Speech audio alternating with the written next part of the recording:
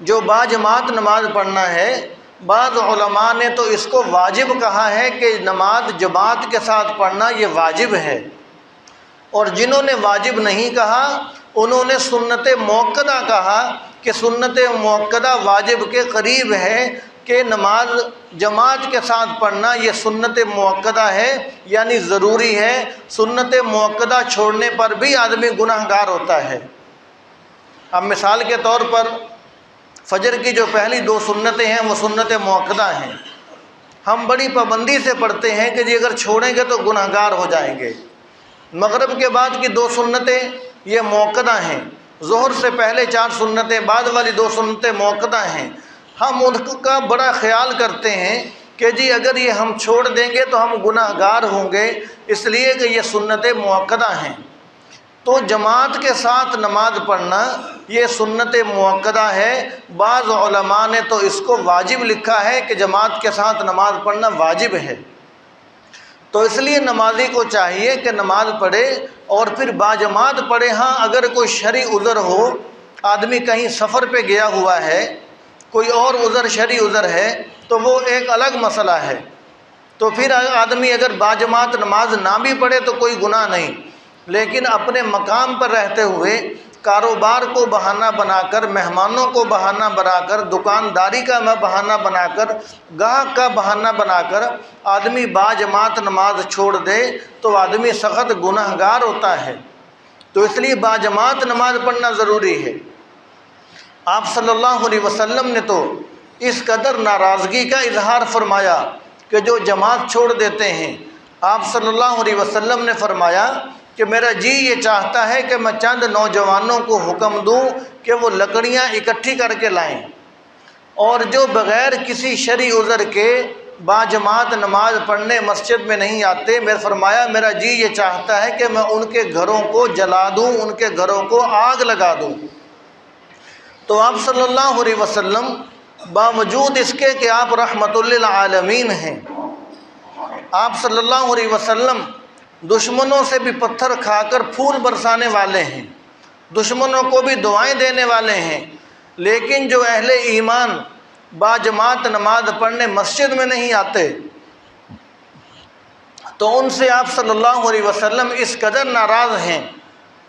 کہ ان کے گھروں کو جلا دینے کی خواہش رکھتے ہیں۔ فرمایا کہ میرا جی یہ چاہتا ہے کہ میں ان کے گھروں کو آگ لگا دوں۔ تو اس لیے ہمیں چاہیے، اور آپ صلی اللہ علیہ وسلم کا جب آخری وقت تھا، جب بیماری کے ایام چل رہے تھے، تو حضرت علی رضی اللہ تعالیٰ عنہ اور حضرت عباس رضی اللہ تعالیٰ عنہ ان کے کندھوں پر ہاتھ رکھ کر جب مسجد میں آ سکتے تھے تو آپ صلی اللہ علیہ وسلم ان کے کندھوں پر ہاتھ رکھ کر مسجد میں تشریف لائے،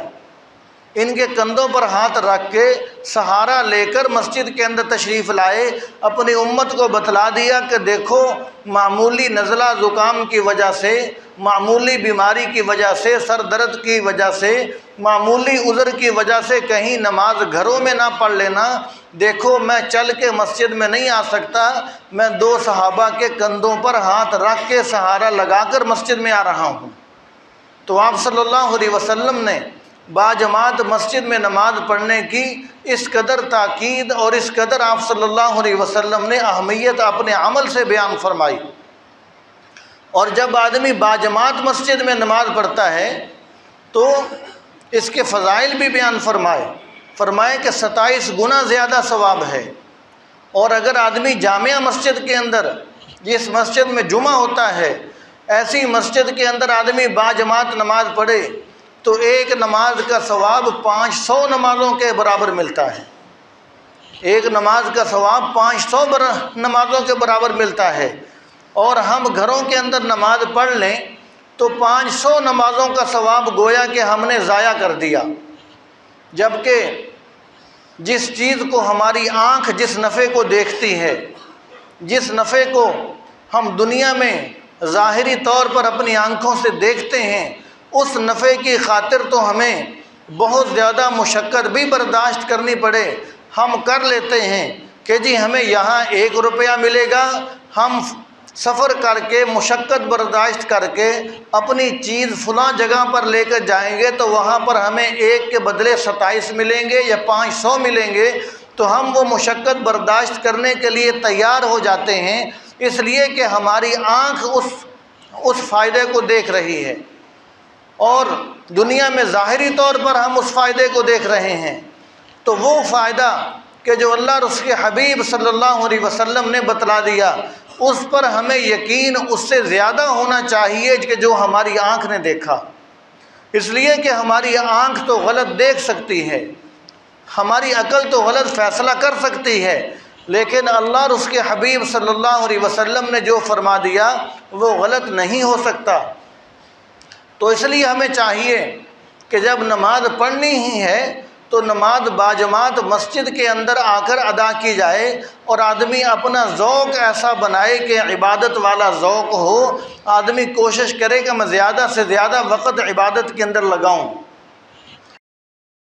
يا